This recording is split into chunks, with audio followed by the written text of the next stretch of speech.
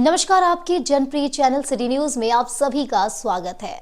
दिन भर के बड़े और अहम खबरों के साथ मैं हूं शिल्पा पाठक। तो चलिए आगे बढ़ने से पहले एक नजर डाल लेते हैं अब तक की हेडलाइंस पर।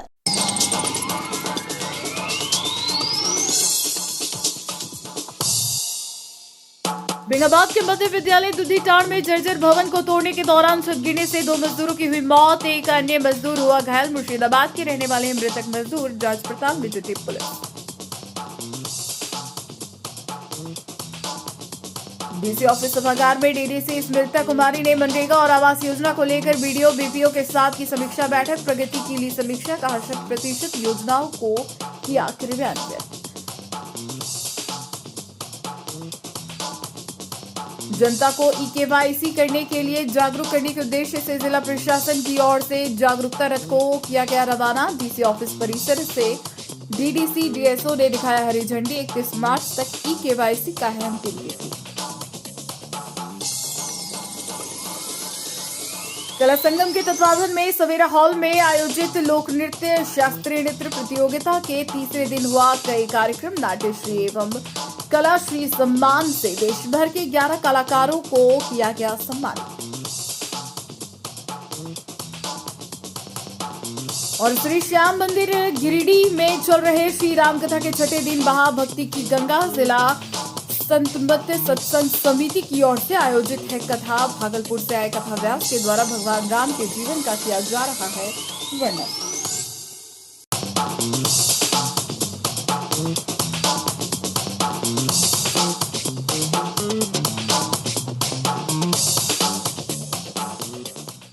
और अब खबर विस्तार से। बेंगाबाद के दूधीटाड़ में शनिवार को करीब 3 बजे एक जर्जर भवन तोड़ने के दौरान छत गिरने से 2 मजदूरों की मौत हो गई, जबकि एक अन्य मजदूर घायल हो गया। बताया गया कि सभी मजदूर मुर्शिदाबाद के रहने वाले थे। हादसे के वक्त मजदूर मध्य विद्यालय दूधीटाड़ स्कूल का पुराना भवन तोड़ रहे थे, तभी अचानक छत भरभरा कर गिर गई। स्थानीय लोगों ने तुरंत राहत कार्य में मदद की और घायल मजदूर को अस्पताल पहुंचाया। प्रशासन ने घटना की जांच के आदेश दे दिए हैं। फिलहाल पुलिस भी मामले की जांच पड़ताल कर रही है। ये क्या है? छड़ है। मतलब ये क्या घर है या स्कूल क्या है? हाँ। क्या था ये? छड़ है। हम लोग स्कूल है। ले रहा है। वो स्कूल तोड़ रहे थे आप लोग? हाँ। काम कर रहे थे आप लोग? काम कर रहे हैं। कहाँ से आए आप लोग? लेबर है मुर्शिदाबाद का। वो आप लोग लेबर है, काम कर रहे थे? हाँ। कितना लोग थे इसमें? 5 आदमी। के लोग एकदम यहाँ अंदर है अभी? दो और 3 बाहर निकल गए आप लोग? क्या नाम हुआ आपका? हमारा मानेजर। मानीजोर। आप लोग यहाँ लेबर काम करने आए थे, है ना? हाँ। और तोड़ के ले रहा है। तोड़ के ले रहे थे? हाँ। और गिर गया? मास्टर गुलाब तोड़ के ले रहा है। अच्छा, ये कहाँ का स्कूल है जानते हैं? नहीं, आप लोग कबाड़ी वाले हैं क्या? कबड्डी वाला। ओह, अच्छा।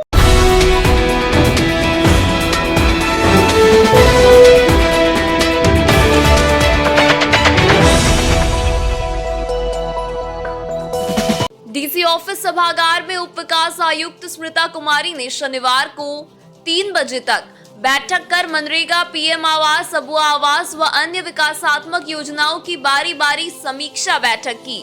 बैठक में प्रधानमंत्री आवास, अंबेडकर आवास, अबुआ आवास, मनरेगा के तहत बिरसा कूप संवर्धन योजना, डोभा, बिरसा हरित ग्राम, आम बागवानी, वीर शहीद पोटोहो खेल विकास योजना, पीडी जनरेशन, जियो टैगिंग समेत सरकार द्वारा चलाई जा रही योजनाओं की प्रगति की समीक्षा की। इस दौरान उप विकास आयुक्त ने मनरेगा से चल रही योजनाओं की प्रगति में कम काम करने वाले प्रखंडों पर नाराजगी जाहिर की। उन्होंने योजनाओं को समय पर पूरा करने का निर्देश दिया। साथ ही कहा कि अबुआ आवास योजना का लाभ वैसे लाभुकों को दिया जाए जो कभी आवास योजना का लाभ नहीं लिया हो। कार्य में कोताही बरतने वाले कर्मियों की सख्त हिदायत दी। इसके अलावा उन्होंने सभी प्रखंड विकास पदाधिकारियों को निर्देश दिया कि आवास कार्यों को जल्द से जल्द पूरा करें तथा जिनके किस्त का भुगतान नहीं हो पाया है उनका जल्द से जल्द भुगतान करना सुनिश्चित किया जाए। साथ ही उन्होंने भुगतान हो चुके लाभुकों का अविलंब आवास पूर्ण कराते हुए जियो टैग करने का निर्देश दिया। साथ ही उन्होंने कहा कि योजनाओं के क्रियान्वयन में तेजी लाएं ताकि तय समय योजना पूर्ण हो तथा उसका उचित लाभ ग्रामीणों को मिले। साथ ही उन्होंने कहा कि योजनाओं के क्रियान्वयन में पूरी पारदर्शिता बरते ताकि सुनियोजित ढंग से योजनाओं को पूरा किया जाए और लोगों को उसका लाभ मिल सके। उन्होंने कहा कि लक्ष्य के अनुरूप 100% लाभुकों को आवास का लाभ मिले यह सुनिश्चित करे। मनरेगा से संचालित योजनाओं की गति को देखकर उप विकास आयुक्त ने स्पष्ट निर्देशित किया कि मनरेगा के तहत संचालित विभिन्न योजनाओं को गति के साथ पूर्ण करना सुनिश्चित करें। उन्होंने बिरसा हरित ग्राम योजना के तहत कार्यान्वित की गई प्रगति की समीक्षा करते हुए लक्ष्य की 100% उपलब्धि प्राप्त करने का निर्देश दिया। मौके पर निदेशक DRDA, सभी प्रखंड विकास पदाधिकारी गिरिडीह जिला, सभी BPO, सभी रोजगार सेवक समेत अन्य संबंधित अधिकारी उपस्थित थे।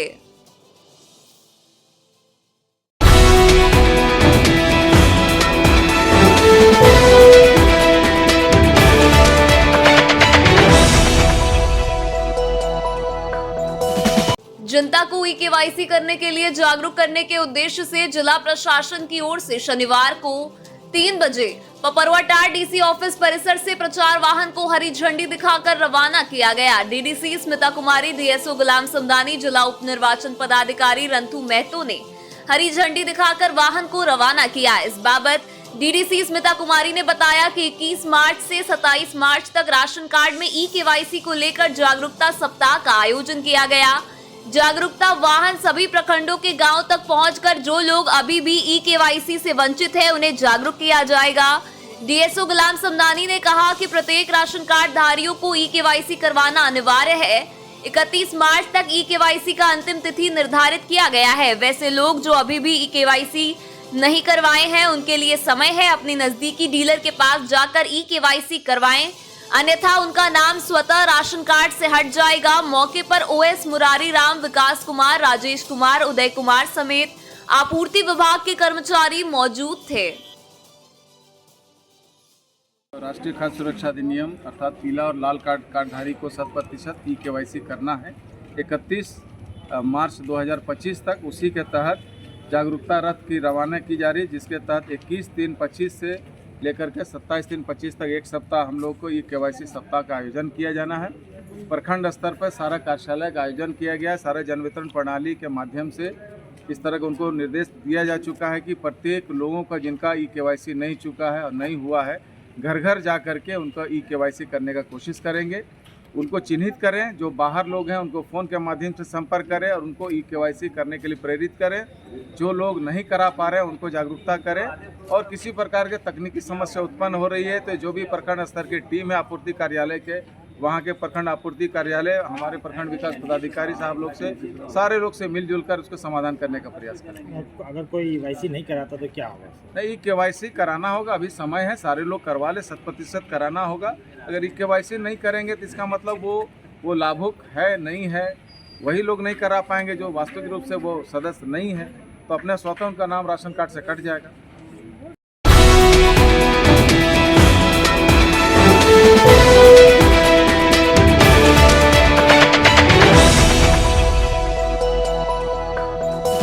कला संगम के तत्वाधान में बरमसिया के सवेरा हॉल में आयोजित लोक नृत्य शास्त्रीय नृत्य प्रतियोगिता के तीसरे दिन शनिवार को 4 बजे नाट्यश्री एवं कलाश्री सम्मान से देश भर के 11 कलाकारों को सम्मानित किया गया। स्वर्गीय दिगंबर प्रसाद स्मृति नाट्यश्री सम्मान पटना के विनय सोनी, उड़ीसा के राजगोपाल पाड़ी, उत्तर प्रदेश के सदाब खान, धनबाद के राजेंद्र प्रसाद, कोलकाता के तापस दास, बंगाल के योगराज चौधरी, मध्य प्रदेश के अभय दुबे, टाटा के श्याम कुमार एवं कलाश्री सम्मान त्रिपुरा की शिवानी गोस्वामी, गिरिडीह के राग यमन और मैथन की बर्नाली पॉल को दिया गया। सभी को शॉल उड़ाकर एवं शील्ड सम्मान पूर्वक देकर सम्मानित किया गया। इसके साथ ही दिल्ली के सुरेंद्र सागर और इस प्रतियोगिता के निर्णायक टाटा के मोहम्मद निजाम शिवलाल सागर, त्रिपुरा के शिवानी गोस्वामी, बिहार के अशोक मानव, धनबाद के वशिष्ठ प्रसाद सिन्हा, सरसी चंद्र को रंगमंच के क्षेत्र में विशेष योगदान के लिए शॉल उड़ाकर और प्रशस्ति पत्र देकर सम्मानित किया गया। मौके पर संगीत प्रमुख ओरित चंद्रा, मीडिया प्रभारी विनोद शर्मा, नाट्य प्रमुख नीतीश आनंद, नृत्य प्रभारी दिव्या सहाय, अजय शिवानी, तारकनाथ देव, प्रोफेसर छोटू प्रसाद, बद्रीदास, शीलधर प्रसाद, रवीश आनंद, शुभम, सुमित, आकाश, विकास, इंद्रजीत, सिद्धांत, सौरभ, नेहा सिन्हा, श्रुति चंद्रा, माला सिन्हा सहित सैकड़ों कला प्रेमी मौजूद थे। इस दौरान कला संगम की स्मारिका सर्जना का विमोचन मुख्य अतिथि सदर अनुमंडल पदाधिकारी श्रीकांत यशवंत विस्पूते, संरक्षक राजेंद्र बगैड़िया, पूर्व मंत्री चंद्रमोहन प्रसाद गांडे के पूर्व विधायक जयप्रकाश वर्मा, संरक्षक सतविंदर सिंह सलूजा, अजय सिन्हा, मंटू व डॉक्टर विकास लाल, संयोजक चुन्नूकांत, प्रधान संपादक राकेश सिन्हा, कार्यकारी अध्यक्ष पंकज दास, सचिव सतीश कुंदन, उपाध्यक्ष अंजनी सिन्हा, कृष्ण कुमार सिन्हा, राजीव सिन्हा, मुख्य सलाहकार विशाल आनंद, संपादक सुनील मंथन शर्मा, सह सचिव मदन मंजरवे, कोषाध्यक्ष विनय बख्शी, कार्यालय प्रभारी मनोज कुमार मुन्ना ने संयुक्त रूप से किया। इस दौरान तमाम लोगों ने इस आयोजन की सराहना की। जो नए तकनीक के रूप में विश्व में सबके सामने है, हमें लगता है कि कलाकार और रंगमंच को कहीं ना कहीं प्रभावित भी करेगा। आपको एआई की चुनौतियों से निपटना भी पड़ेगा, लेकिन इसके दूसरे पहलू को भी देखें हम, कई नकारात्मक चीजें हैं इसमें, लेकिन अगर इसकी सकारात्मक भूमिका को भी देखें तो एक बेहतर रंगमंच उपलब्ध कराने में आर्टिफिशियल इंटेलिजेंस का सहारा लिया जा रहा है। हम जो नाटक का स्क्रिप्ट राइटिंग करते हैं, स्क्रिप्ट राइटिंग में भी हम आर्टिफिशियल इंटेलिजेंस का मदद ले रहे हैं। तो हम इस बात को फिर एक बार कह सकते हैं कि जहां विज्ञान अभिशाप है तो वरदान भी है। शहर का एक रत्न है कला संगम। उस रत्न का एक कला संगम का इस साल का 24वां प्रोग्राम चल रहा है। आज इसका तीसरा दिन है। आज सर्जना जो एक स्मरणिका है इस प्रोग्राम की, उसका विमोचन हुआ है। उसी के साथ एक हमारे यंग राइटर है, उनका भी एक बुक का विमोचन हुआ है। और बहुत अच्छा माहौल है कला और संस्कृति को आगे बढ़ाने के लिए। सभी यूथ बहुत अच्छे से इसमें पार्टिसिपेट कर रहे हैं। कला संगम के सतीश जी और पूरी कला संगम की टीम इसमें बहुत मेहनत कर रही है। और मैं पूरे गिरिडीह वासियों को ये आह्वान करता हूँ कि इसका लुत्फ उठाए और अपना कला और संस्कृति के लिए अपना योगदान दें। के द्वारा 24वां अखिल भारतीय बहुभाषी नाटक प्रतियोगिता रखा गया है, जो जहाँ देश विदेश और हमारे देश के सभी जगह से लोग आए हैं और अपने अपने कला का प्रदर्शन कर रहे हैं। और हर साल की भांति इस साल भी यहाँ रखा गया है। और मैं इस साल काफ़ी अच्छे नाटक प्रतियोगिता कर रहे हैं। मैं लोगों को दरख्वास्त करूँगा कि लोग ज़्यादा से ज़्यादा पार्टिसिपेट करें, ताकि भविष्य में जो हमारे नाटक विलुप्त होते जा रहे हैं वो उसे जिंदा कर सके। मैं सतीश कुंदन जी जो हमारे सेक्रेटरी हैं, उनको मैं बहुत बहुत बधाई देता हूँ इसके आयोजन के लिए। धन्यवाद।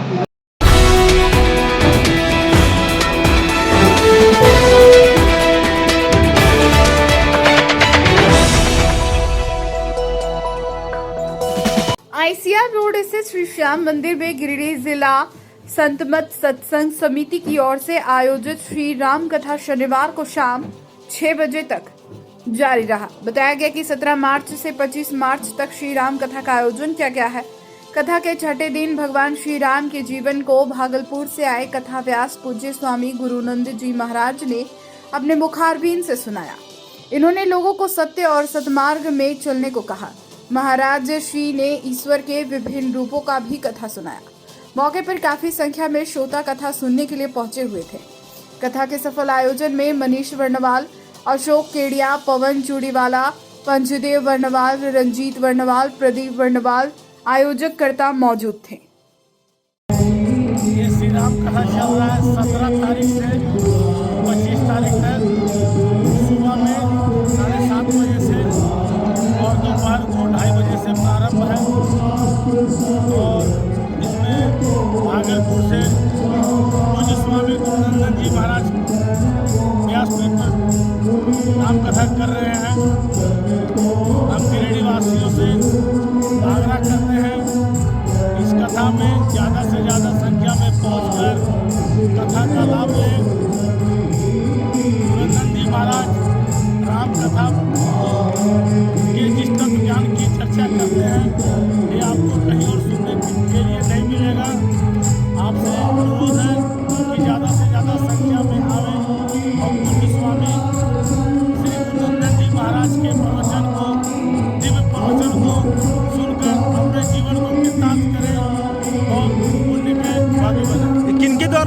गया है कार्यक्रम इस संत सत्संग गिरिडीह जिला के द्वारा आयोजित किया गया है।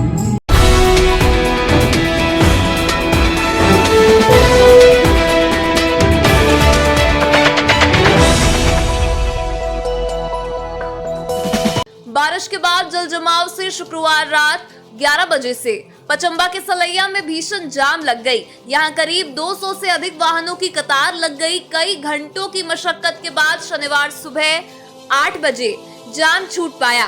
बता दें कि गिरिडीह जिले में पिछले 3 दिनों से लगातार हो रही बारिश के बाद सड़कों की सूरत पूरी तरह से बिगड़ गई है। जगह जगह जल जमाव के कारण सड़कों पर बड़े बड़े गड्ढे उभर आए हैं और इन गड्ढों में वाहन फंसकर दुर्घटनाग्रस्त हो रही है और वाहनों की लंबी जाम लग रही है। कुछ ऐसी ही घटना कल रात को जिले के पचंबा थाना क्षेत्र के सलैया रेलवे के समीप घटी। यहां बारिश के बाद सड़क पर बने गड्ढे में एक ट्रक रात में फंस गया। फिर रात 11 बजे से ही दोनों और करीब 200 से अधिक वाहन जाम में फंस गया।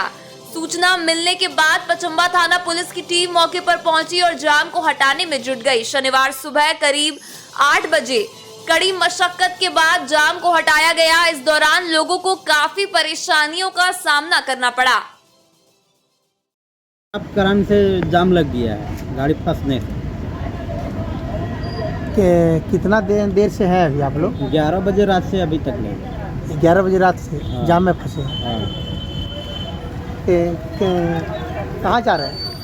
कोडरमा डुमचांच पटना बहुत जीवन जाने वाला गाड़ी सब जाम में फंसे हैं।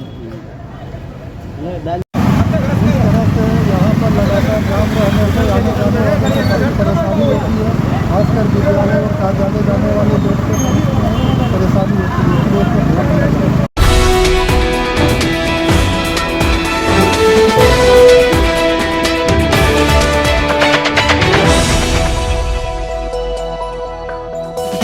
Civil surgeon doctor SP Mishra की अध्यक्षता में झारखंड भवन एवं अन्य सन्निर्माण कर्मकार कल्याण बोर्ड के अंतर्गत संचालित विभिन्न कल्याणकारी योजनाएं को लेकर शनिवार को 11 बजे से सदर अस्पताल में बैठक की गई। इस दौरान चिकित्सा सहायता योजना, चिकित्सा प्रतिपूर्ति योजना एवं मातृत्व प्रसुविधा योजना से संबंधित चर्चा की गई। इसमें मजदूरों को चिकित्सा सहायता और प्रतिपूर्ति चिकित्सा सहायता भोजन के विषय पर भी विस्तार से चर्चा की गई। मौके पर सहायक श्रमायुक्त रविशंकर ने बताया कि निर्माण क्षेत्र के श्रमिकों जो किसी बीमारी के दौरान अस्पताल में 5 दिन या इससे अधिक दिन कार्य के दौरान अस्पताल में भर्ती होते हैं तो उन मजदूरों को इन दिनों का न्यूनतम मजदूरी श्रम विभाग देगा। इस योजना के तहत अधिकतम 40 दिन के न्यूनतम मजदूरी का भुगतान श्रमिकों को किया जाना है। साथ ही मजदूरों को गंभीर बीमारी होने पर चिकित्सा प्रतिपूर्ति योजना के तहत गंभीर बीमारी यथा कैंसर, हृदय रोग, गुर्दा रोग, असाध्य मानसिक रोग, AIDS, total hip replacement, spinal surgery समेत अन्य गंभीर बीमारी के इलाज के लिए आर्थिक मदद दी जाती है। इस मदद के पहले जिला स्तरीय मेडिकल बोर्ड की अनुशंसा के बाद ही श्रमिक को इलाज में मदद मिल सकेगी। सिविल राजन ने कहा कि चिकित्सा सहायता योजना, चिकित्सा प्रतिपूर्ति योजना एवं मातृत्व प्रसुविधा योजना का वृहद रूप से प्रचार प्रसार किया जाना है।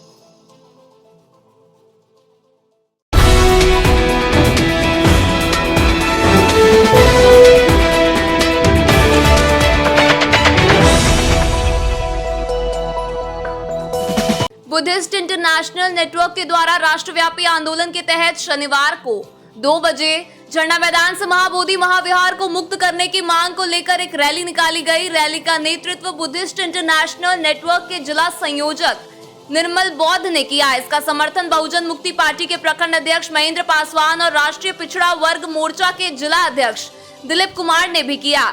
इस रैली में दर्जनों की संख्या में बौद्ध धर्म को मानने वाले लोगों ने हिस्सा लिया। इस रैली के माध्यम से बौद्ध धर्म के मानने वाले लोगों ने मांग किया कि भारत में जितने भी बौद्ध विहार हैं सभी पर गैर बुद्धिस्टों का कब्जा है, जिसको सरकार मुक्त करवाकर बुद्धिस्टों को सौंपे।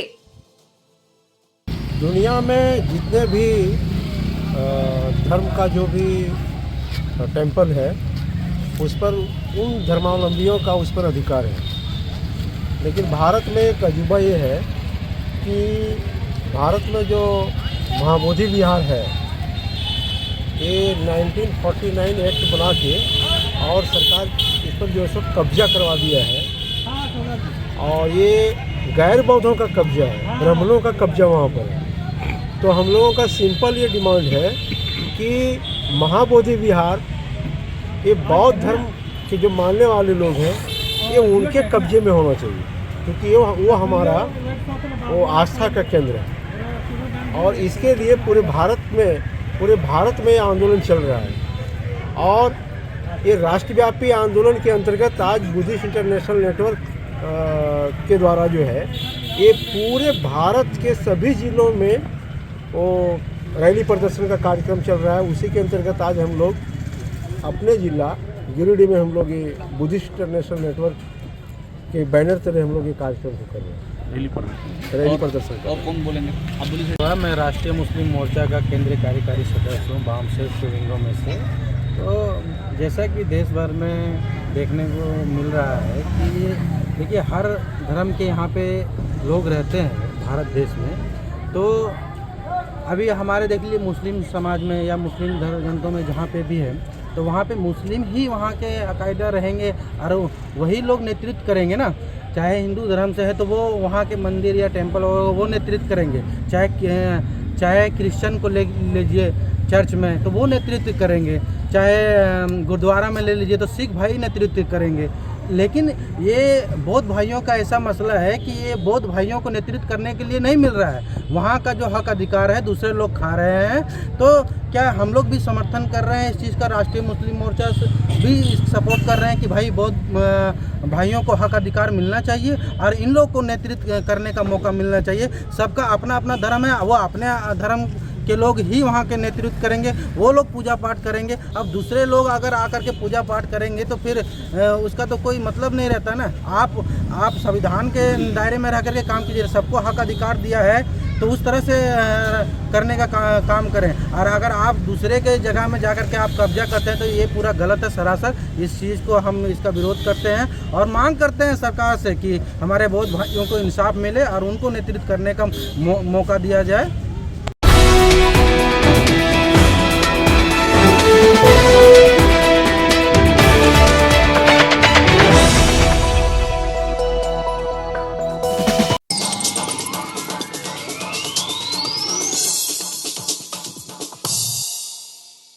बेंगाबाद के मध्य विद्यालय दुधीटाड़ में जर्जर भवन को तोड़ने के दौरान छत गिरने से 2 मजदूरों की हुई मौत, एक अन्य मजदूर हुआ घायल। मुर्शिदाबाद के रहने वाले मृतक मजदूर जांच पड़ताल में जुटी पुलिस। डीसी ऑफिस सभागार में डीडीसी स्मृता कुमारी ने मनरेगा और आवास योजना को लेकर बीडीओ बीपीओ के साथ की समीक्षा बैठक। प्रगति की ली समीक्षा, कहा 100% योजनाओं को किया क्रियान्वित। जनता को ई-केवाईसी करने के लिए जागरूक करने के उद्देश्य से जिला प्रशासन की ओर से जागरूकता रथ को किया गया रवाना। डीसी ऑफिस परिसर से डीडीसी डीएसओ ने दिखाया हरी झंडी। 31 मार्च तक ई-केवाईसी का है अंतिम तिथि। कला संगम के तत्वावधान में सवेरा हॉल में आयोजित लोक नृत्य शास्त्रीय नृत्य प्रतियोगिता के तीसरे दिन हुआ कई कार्यक्रम। नाट्यश्री एवं कलाश्री सम्मान से देश भर के 11 कलाकारों को किया गया सम्मानित। और श्री श्याम मंदिर गिरिडीह में चल रहे श्री राम कथा के छठे दिन महाभक्ति की गंगा जिला संतमत्य सत्संग समिति की ओर से आयोजित है कथा। भागलपुर से आए कथा व्यास के द्वारा भगवान राम के जीवन का किया जा रहा है वर्णन।